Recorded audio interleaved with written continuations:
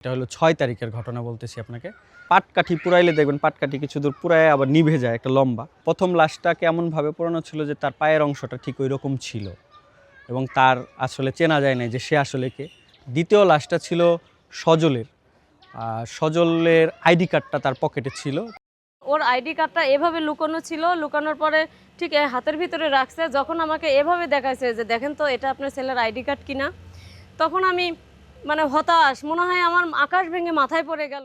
সবচেয়ে ভয়ঙ্কর অবস্থা ছিল যেটা দেখে সবচেয়ে আতঙ্কিত হয়েছিলাম 5 নাম্বার লাশটা। এটা ছিল সুজয়ের লাশ। ওর বয়সটা খুবই কম ছিল। ওই মুহূর্তে আমি বসে পড়েছিলাম, ওর লাশটা খুবই বিক্ষত অবস্থায় ছিল। ওর আইডি কার্ডটাও পকেটে পাই। বাকি লাশগুলো যেগুলো আইডেন্টি হয় না এগুলো আমরা আমবাগ কবরস্থানে দাফন করি আর কি। একটি ভ্যানে 6টি মানবদেহের স্তূপ। পুলিশের এক সদস্য শেখ হাসিনা ও শেখ মুজিবুর রহমানের ছবি সংবলিত একটি পুরনো ব্যানার দিয়ে তাদের ঢেকে দিচ্ছেন। এদের মধ্যে 5 জন পুলিশের গুলিতে নিহত হয়েছেন। পাশাপাশি আরেকজন ছিলেন আহত, যিনি তখনও জীবিত ছিলেন বলে আদালতের রায়ে উঠে আসে। 6 জনকেই একটি পুলিশ পিকআপে তুলে আগুন দেয়া হয়। 2024 সালের 5 আগস্ট শেখ হাসিনা সরকারের পতনের পরপরই আশুলিয়া থানার সামনে এই ঘটনা ঘটে। এটা ফাঁকা কই বলতেছে, এটা তো টার্গেটে করতেছো, কত নিচু করে গুলি করতেছে। ছাত্র আন্দোলন তখন সরকার বিরোধী গণ আন্দোলনে রূপ নিয়েছে। শ্রমিক ও স্থানীয় বাসিন্দারাও তাতে যোগ দিয়েছেন। 4 আগস্ট থেকে আশুলিয়ায় আন্দোলনকারীদের সঙ্গে আওয়ামী লীগ কর্মী এবং পুলিশের সংঘর্ষ চলছিল। গুলিতে হতাহত হন বহু মানুষ।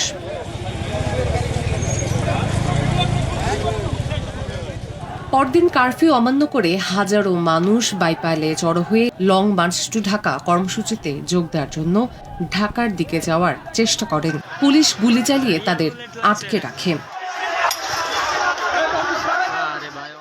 এর মধ্যে শেখ হাসিনার দেশ ছাড়ার খবর এলে পুলিশ মহাসড়ক থেকে সরে থানার সামনে অবস্থান নেয়। এরপর থানাকে ঘিরে সংঘর্ষ ছড়িয়ে পড়ে। আমাকে যখন জায়গায় এভাবে আমাকে ধরে যখন টানা হচ্ছিল, সেফটির জন্য নিয়ে যাওয়া হচ্ছিল আমাদের সাথী ভাইয়েরা যারা নিচ্ছিল আর কি, তো তার কাছে যখন দেখলাম ওই জায়গায় অনেকগুলো লাশ পড়েছিল। আনুমানিক ওখানে 15-20 জন বা 14-15 জন হবে। এই লাশগুলোই ভ্যানে উঠে পোড়াইছে। এটা মেসেজ, এটা ভিডিওতে আসছে। প্রত্যক্ষদর্শীদের সাক্ষাৎকার এবং শতাধিক ভিডিও ফুটেজ পর্যালোচনা করে বাংলাদেশ প্রোটেস্ট আর্কাইভ ও নেত্র নিউজ এই নৃশংস ঘটনার পূর্বাপর জানার চেষ্টা করেছে। কিভাবে সংঘর্ষ শুরু হয় এবং কিভাবে লাশ পুড়িয়ে দেওয়ার মতো ঘটনা ঘটল।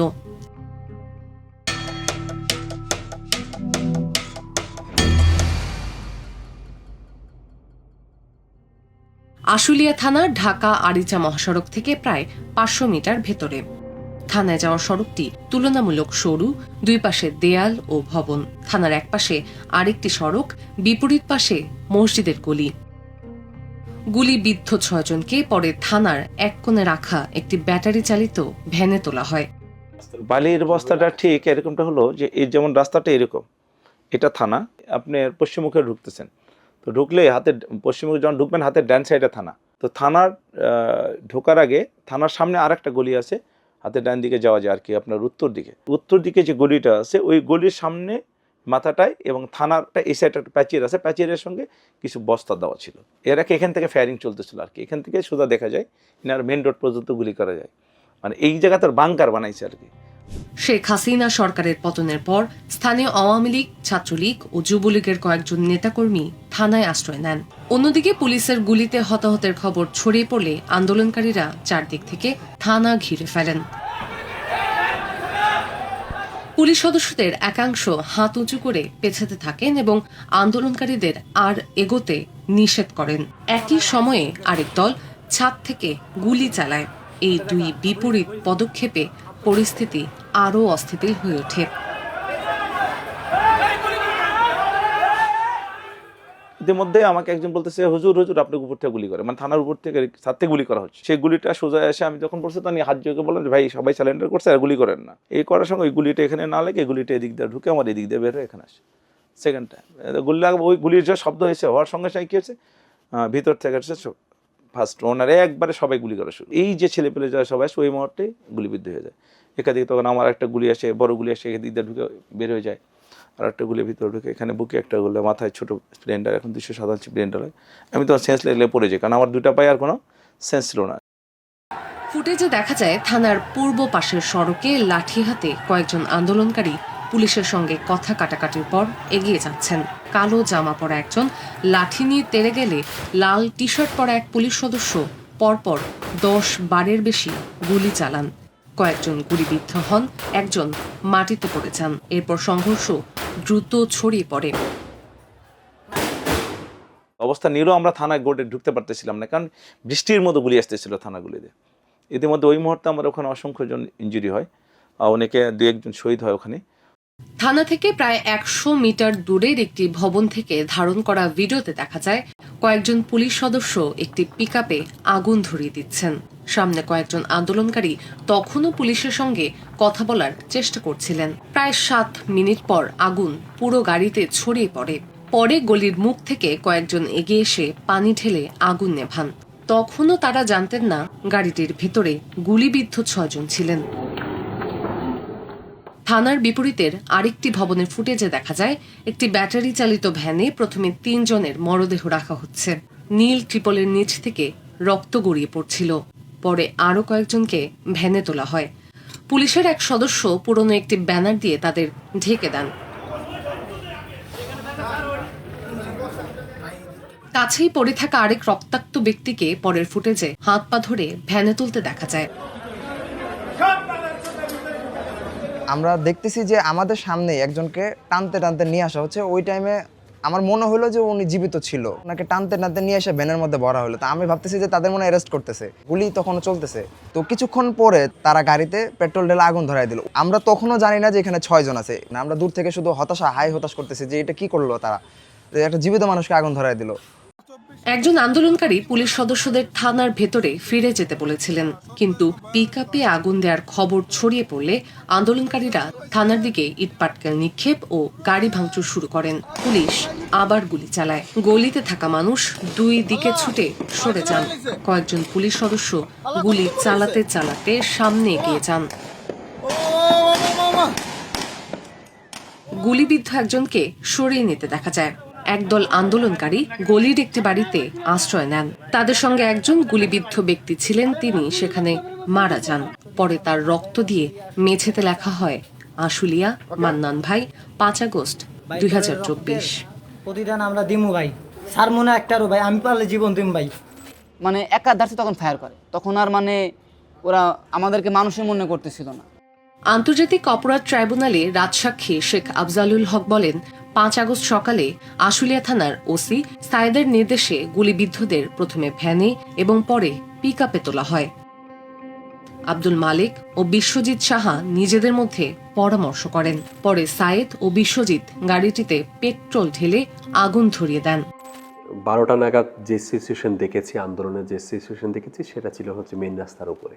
স্টুডেন্টরা যখন জড়ো হতে হতে একটা পর্যায়ে থানার সামনে চলে আসে, ওসি সাহেব সরাসরি ইনস্ট্রাকশন দিয়েছেন যে গুলি করার জন্য। ওসি সাহেব নিজে ফিল্ডে ছিলেন, তার সমস্ত ফোর্স ছিলেন, ডিবির ফোর্স ছিলেন। তারা সশস্ত্র সজ্জিত হয়ে ছাত্র জনতা যখন থানার সামনে আসে, তাদের মুখোমুখি হয়, সরাসরি গুলি করে দিয়েছে। এই এভিডেন্সগুলো লোপাট করার জন্য তারা প্রি প্ল্যান করে, তাদের নিজস্ব প্ল্যান করে যে লাশগুলোকে তারা গায়েব করে দিতে চাইছিল। থানা ঘেরাওয়ের খবর পেয়ে সেনাবাহিনীর একটি দল সেখানে আসে। সন্ধ্যার দিকে পুলিশ সদস্যরা গুলি চালাতে চালাতে সেনাবাহিনীর একটি সাজোয়াজানের পেছনে সাভার সেনানিবাসের দিকে সরে যান। এ সময় 2 পুলিশ সদস্য গণপিটুনিতে নিহত হন।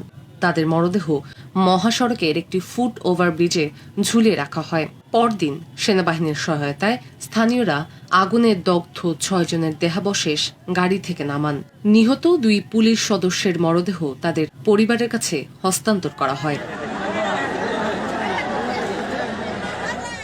অন্তর্বর্তী সরকার দায়িত্ব নেয়ার পর 2024 সালের 11 সেপ্টেম্বর হত্যা ও মরদেহ পোড়ানোর অভিযোগে মামলা করা হয়। আন্তর্জাতিক অপরাধ ট্রাইব্যুনাল 2 ডিএনএ পরীক্ষা, ভিডিও ফুটেজ ও সাক্ষ্যের ভিত্তিতে তদন্ত করে।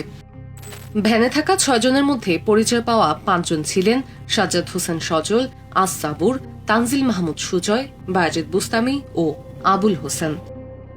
2025 সালে 16 জনের বিরুদ্ধে অভিযোগ গঠন করা হয়। আসামি শেখ আফজালুল হক রাজসাক্ষী হয়ে মামলায় সহযোগিতা করেন। 2026 সালের 5 ফেব্রুয়ারি ট্রাইব্যুনাল রায় ঘোষণা করে। আদালত ঘটনাটিকে অত্যন্ত নৃশংস ও মানবতাবিরোধী বলে বর্ণনা করে।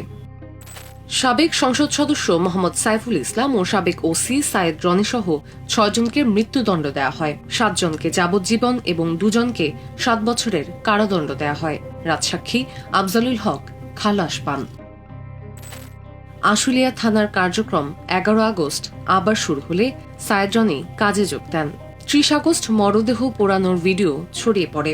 2 দিন পর তাকে উখিয়ার আর্মড পুলিশ ব্যাটালিয়নে বদলি করা হয়। তিনি যোগ না দিয়ে আত্মগোপনে যান। মামলার আরও 7 আসামির সঙ্গে তিনিও পলাতক। 3:30টার দিকে এসে আপনারা দেখবেন আশুলিয়া থানার সামনে যেভাবে মব ডিসবার্সমেন্টের নামে ওপেন ফায়ার করে পুলিশ, সেটা কোনোভাবেই পুলিশে পিআরবিও কাভার করে না, কোনো ইন্টারন্যাশনাল ল কাভার করে না। 6 জনের লাশ পোড়ানো হয়েছে। 6 জনের লাশের মধ্যে 5 জন ছিল স্পট ডেড, আর বাকি 1 জন ছিল তখনও জীবিত। সর্বনিকৃষ্টতম উদাহরণটা তারা প্রেসিডেন্ট তৈরি করে গেছে।